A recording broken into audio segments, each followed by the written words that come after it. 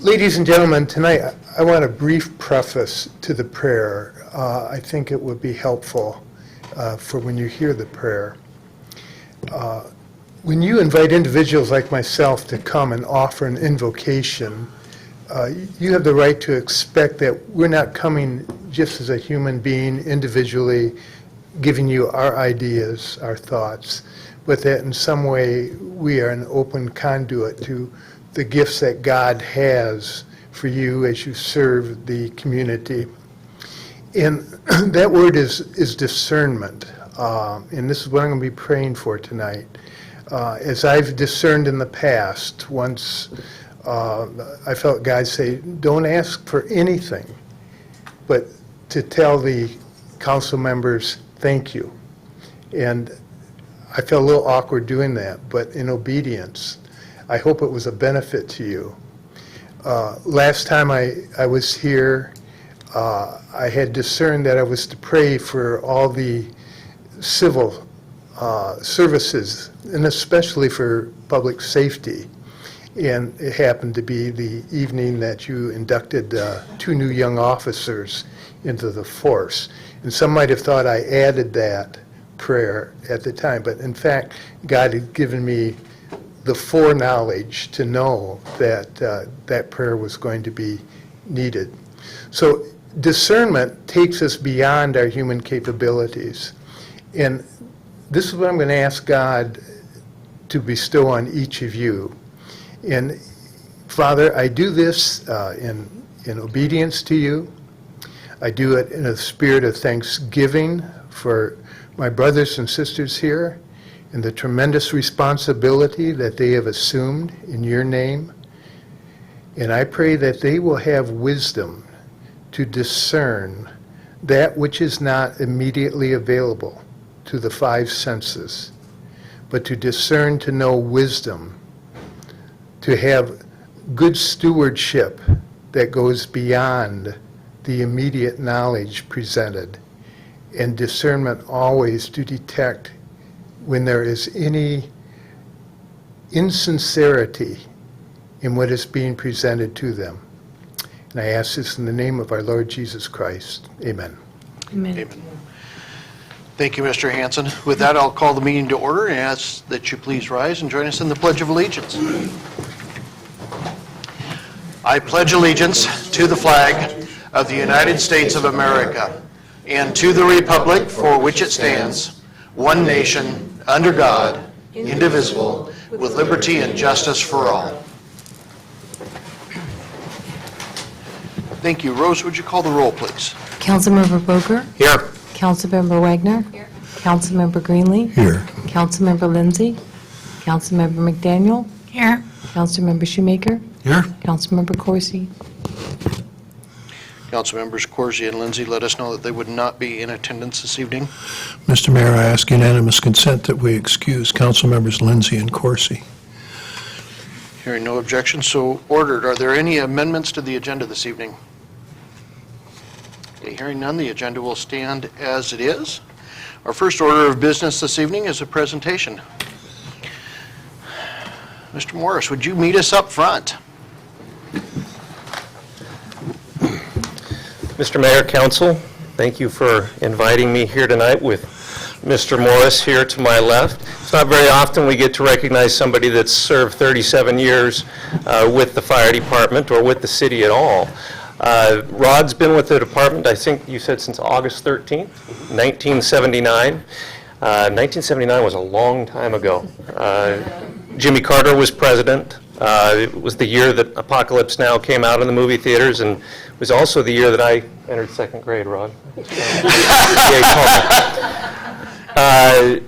Rod's been invaluable to this community, to our agency, and I know that a few years back when we were working to pull this fire merger together, Rod was one of those people that I consulted with a lot to figure out the things that we needed to do right, the things we were doing wrong, to try to make it more successful, and relied greatly on his counsel in making that happen. So, we're happy to be here tonight to recognize Rod, congratulate him on his service. But we're also sad to lose somebody like him that has the institutional knowledge of our community and our organization. And I'm glad to hear, at least last time I asked him, unless he's changed his mind, he said he'd be willing to still stick around and help us in a non-frontline capacity, to still help us mentor some of the young people that come into the organization. I think that's going to continue to be very important for us in the years to come. Before I turn it over to Rod here, some of you know I have a few hobbies. One of them happens to be some bronze casting, and I've made something for Rod to give him in recognition of his service and to tell him thank you. Thank you. Thanks, Rod.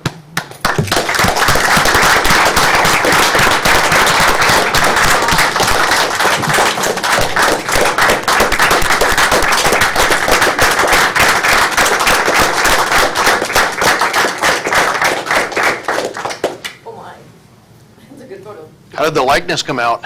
Well, I hope the photo. Wow! Wow! Yeah, pretty close. That's Pretty very good. cool. Well, Rod, on behalf of the City Council and the city, I have a certificate of appreciation for you as well. Presented to Rod Morris, the City of Washougal, on behalf of its citizens, appreciates your 37 years of outstanding service as a Camas Washougal volunteer firefighter. Congratulations. Other members of the department, come on up. Other members of the department, come on up. Chief, come on up. Which way are we going here? Oh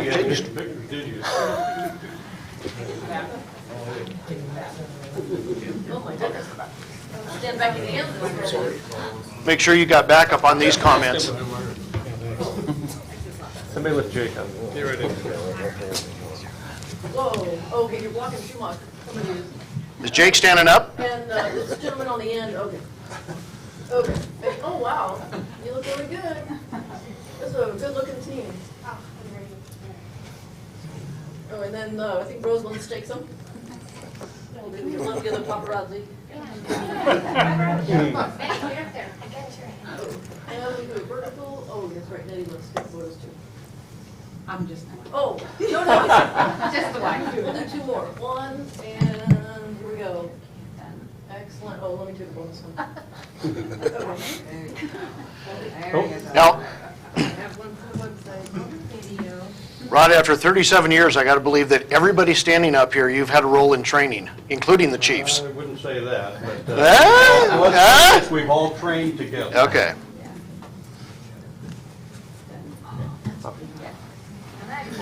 Anyway, Charlie, stay up here with me, Great deal. please. This is my buddy. We've been hanging out together for a long time in the fire department. He started up in Priest Lake, Idaho. And how many years did you have up there?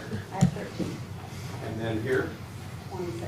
So she's had a bunch of years as well. And she started out up at Priest Lake. They needed an ambulance company to run, and she got involved with that and started helping out up there. Battalion Chief Irvin back there, we've had many discussions. I've been able to show up at fires, and he's put me onto a task and given me something to do in the later years, and I appreciate working for him. Jordan and Jake over here, these guys, and Myron are the three that are going to be in charge of running the fire department after Charlie and I are out of there. They're running it now, actually, but these are the guys that are our leadership at the fire department now, and I have to say that all three of these guys are really some of the best guys, friends that I've ever had. The two paid guys here, Mr. McKenzie, I knew him as roughly in the neighborhood as a child. We worked out, his dad and mom had a big farm, and Dad and I cut hay, and we worked around the same neighborhoods. And we've played with, I've watched you referee basketball games and things like that. So we've all ridden on the ambulance together, we've all worked together, so. And I very much appreciate it. In the 37 years, I've actually ended up working for every paid fire chief that the city has been involved with in all the chiefs we've hired.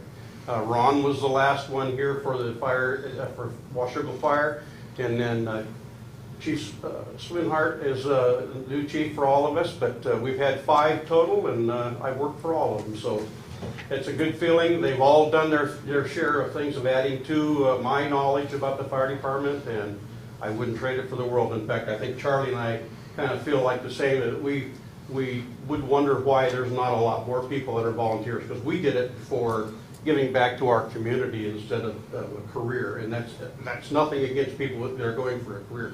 That's where we see a lot of the young kids today are coming into our department for a career. So anyway, Charlie didn't have a formal send-off party, and so I'm proud to have her stand beside me.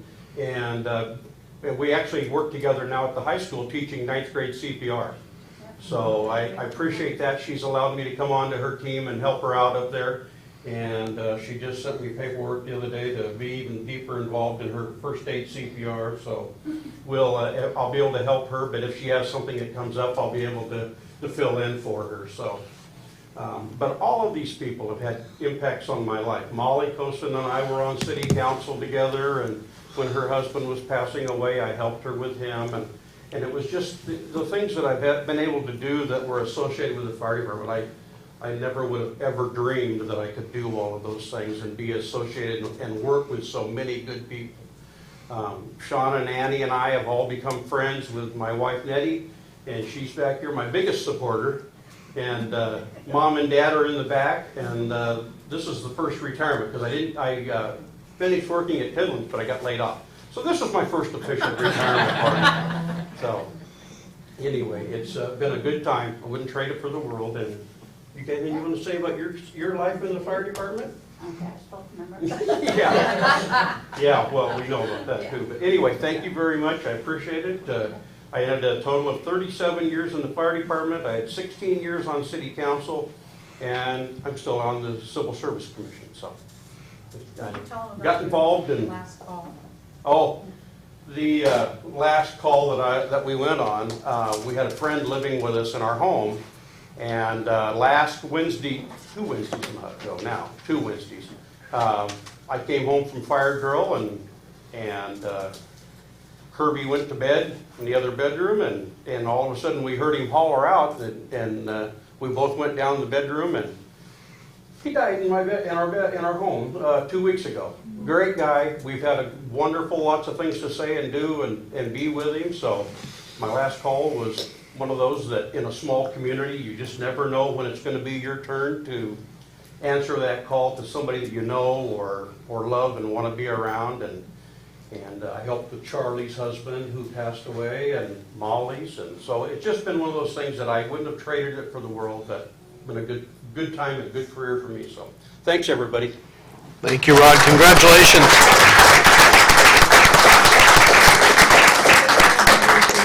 Congratulations, and thank you for, obviously, for all of your service to the city. Okay, we're at the first opportunity in the agenda for any members of the public that would like to address the council. Molly. Thank you, Mayor Gar. I'm Molly Kosten, 2176 37th Street here in Washougal. And Rod, come back up here a minute. So I thought this was perfectly appropriate. I picked this up a few months back, and I knew exactly who it was going to go to, but you've been a true friend to me. I mean, the truest. So I got this for you. It says World's Best Firefighter. There you go.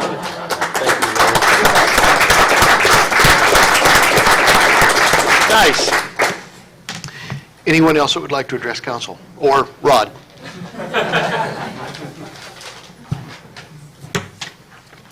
Good evening, Dan. Good evening, Council. Dan Duringer, 931 15th Street in Washougal. And I know the council is going to hold, I believe, a public hearing in a couple of weeks on the marijuana issue. You can approve that tonight, I believe. But I wanted to just raise probably one of the most important aspects of it with you tonight so you can think about it. And that is related to the survey that was taken in 2014, where a large majority of the respondents were opposed to the production, processing, and sale of marijuana for the city. And I have that summary of that question here to give you tonight. Thanks, Dan.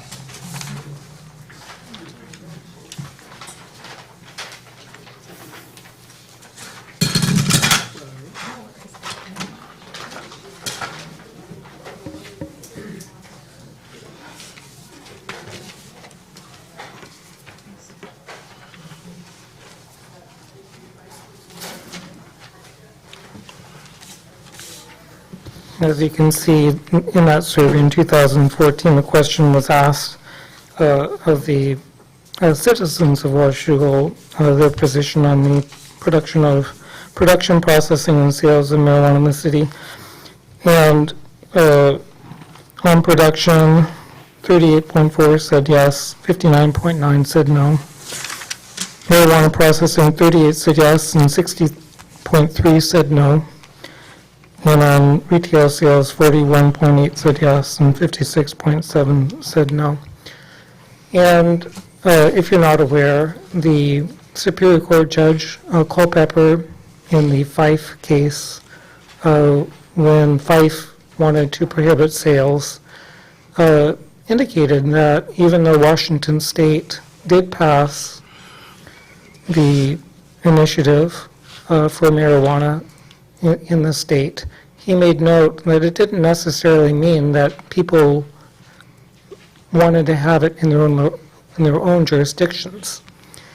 And in these results here, you can see that even though people may have voted for it, it doesn't mean that they want it sold in their own backyard. That was Judge Fife's reasoning. Not only that, the Washington state law allows local jurisdictions to regulate and prohibit that activity for the state. So I wanted you to have this information. I don't know if this study is available anymore. I looked on the city website and I couldn't find it anymore. So you have it printed, the relevant information. And we will talk more about this in a couple weeks. Thank you. Thank you, Dan. Anyone else that would like to address council? Bobby, come on up. Excuse me, hello. So, to address the last gentleman's statement, relative is today. Those facts were from many yesterdays ago. Those votes, everything he did discuss, arguably accurate they could be. That was a year and a half ago. Actually, that was 3 years ago. So I would just use that as a thought when making your decision. Sorry, I got a mint in my mouth. Got a little. So if you don't know how nervous it is to talk until you're at the Bigfoot and you write your speech on the back of their daily special. So, right, that's how I went. What I realized talking with individuals about cannabis over the past 7 years is that it's a complicated issue, to say the least. So I can stand up here and speak the facts, the stats, on a lot of that topic, or I can tell you my personal experiences from my memory and what evaluation I have from my personal perspective. My family moved here in 1980 from Tehran, Iran. I've been a Washougal grad. My family, my brother, my business partners in this community for a very long time. And I did not smoke cannabis until I was 25 years old. Out of college with a stockbroker degree, working the white-collar jobs. And, you know, after a decade of that and some epiphanies, I decided to dedicate everything I do to the cannabis industry, along with my partners. So with that, I can say there's a lot of cool stuff that come along with cannabis. There's a lot of questions that come along with cannabis. So to follow my previous gentleman's comment, you know, it's important to look at the current environment and what's happening. And I think the concerns of the council a couple years ago were very justified, and we didn't, you know, and we empathize with that. I've been all across the state and listened to multiple jurisdictions talk about cannabis. And the one thing that gets left out is the fact that it does a lot of good things, and that's debatable. So I guess all we have is a little time and research on our side. And by allowing cannabis to strive in Washougal, you allow a lot of businesses to build brands, to create jobs that most of our workforce cannot get any longer here in this town. Cannabis is like a time capsule of 25 years. It just goes right back in time. And a lot of those functions that people used to be able to do, and can even do with a handicap, they can do in the cannabis field. This is what I've personally evaluated in my experience with that. My business partner holds the license for the recreational cannabis shop in Washougal. It would be Mary Jane's House of Grass. We are currently running and helping to operate a very successful location in Vancouver, Washington, to work out a lot of kinks. And let me tell you, we have learned a tremendous amount about cannabis, the laws, the regulations. We have multiple businesses in the community with over 100 employees. And I think with our foresight and working with the city council, we can find a way to, do something good for the community. So if you're interested, we have a facility here where we employ glass artists, and we have a trade school that we've started, and we're going to be working with the state of Washington to get it certified about training individuals on the art of borosilicate glass and how to make that with a torch and with your hands. So with cannabis comes a lot of really cool things, and I heard the retired fire chief talk about the lack of volunteers, and I can tell you the volunteers that you would find in this community, if you do not test for cannabis, would go through the roof, because there's a lot of good-hearted people who smoke cannabis and would be totally willing to give their services. So thank you very much. Thank you, Bobby. Anyone else that would like to address council? Okay, that's your last opportunity. Going to the consent agenda, council, this evening there are 12 items on your consent agenda. Your workshop minutes of July 11, 2016, your council minutes of July 11, 2016, your workshop minutes of July 27, your council minutes of July 27, accounts payable totaling $383,965.40, payroll claims totaling $476,547.21, Agenda Bill 54-16, setting a public hearing in regard to surplus utility items, Agenda Bill 55-16, setting a public hearing in regards to our marijuana sunset provisions, Agenda 56-16, setting a public hearing in regard to our single-family residential impact fee deferral program. Agenda Bill 57-16, an authorization for the mayor to sign the Evergreen Way roadway improvements bus maintenance facility relocation construction contract with Halmy Construction Excavating. Agenda Bill 58-16, an authorization for the mayor to sign a legal services agreement with Kenneth Woodridge, PC, for city attorney services, and confirming the appointment of Kenneth Woodridge as Washougal City Attorney. And finally, Agenda Bill 59-16, an authorization for the mayor to sign a legal services agreement with English and Marshall, PLLC, for city prosecutor and assistant city attorney services, and confirming the appointment of Scott Russin as our city prosecutor and assistant city attorney. Mr. Mayor, I ask unanimous consent that the consent agenda be approved as read. Hearing no objections, so ordered. Brings us to new business, Agenda Bill 60-16, an ordinance regarding cemetery code revisions. Good evening, Trevor. Evening, Mayor, Council. This evening, we're discussing some ordinance or staff recommendations for cemetery code revisions as discussed at workshop 2 weeks ago. The attached ordinance clarifies how the funds from lot sales specifically are dispersed between operations, capital purchases, and the perpetual care fund. In addition, we're proposing to eliminate the selling of vases through the city. We'll still set the vases as part of our services. However, the customer will be required to supply the vase. We're also correcting the proposed in the title for the fee table to actually be the fee, since that's how we've operated historically. So the recommended action this evening is to read the ordinance by title only, and then pass, post, and publish the ordinance in the usual manner. Thank you, Trevor. Mr. Mayor, I ask unanimous consent that the city attorney read the ordinance by title only. Hearing no objection, so ordered.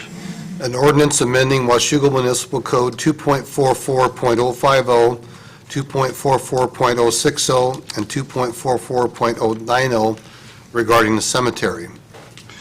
Mr. Mayor, I move we pass, post, and publish the ordinance in the usual manner. Second. We've got a motion and a second to pass, post, and publish the ordinance in the usual manner. Is there council discussion? Michelle? I just had one question. Trevor, could you remind me again, I know it was mentioned in the workshop, why we won't be selling vases again, just for my own edification? It's not to say cumbersome, but having that inventory with limited space up at the cemetery shop, and then also just tracking those materials as well. We're obviously not making money off of that service, and we've gotten feedback from customers that they'd rather have several more options and provide that piece of memoir to us that we could set for them instead of being limited on their options, if you will. Okay, thank you. Any other questions? Okay, I've got a motion and a second to pass, post, and publish the ordinance in the usual manner. All those in favor? Aye. Opposed? Motion carries. Thank you.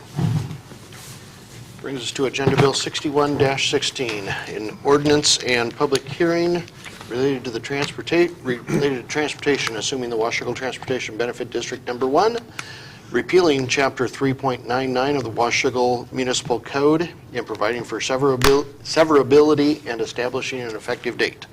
Mr. Scott. Thank you, Mayor and Council.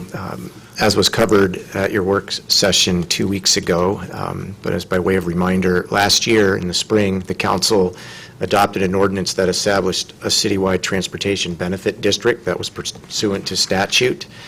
The purpose of that district is to fund transportation projects that would be of a nature consistent with the same statute, projects such as resurfacing, preservation, maintenance, and operation, and sets those transportation benefit districts up in statute. TBD is what we refer to those as. This past, and as you will recall, the council sits in a different governing role as the board of directors of the Transportation Benefit District. And so there's some administrative cumbersomeness to that, in that we have two entities that we have to maintain, two entities that get audited, two entities for which we do notices, and just a lot of administrative cumbersomeness associated with that. The family of cities requested that the legislature do something to assist with administrative efficiency, and they had passed engrossed substitute Senate Bill 5987 that amended the statute. They did that last session, and that authorizes cities, or excuse me, they did it in 2015. That authorizes cities who've established a TBD that's coincident with their city limits, so there's no difference between the district geographically and their city, to assume all the rights, powers, functions, and obligations of the TBD. And the reason for that is that you can sit as the council and basically do everything that the TBD was doing. It doesn't change any of the powers or responsibilities or abilities of the TBD. It just has the council assuming those functions.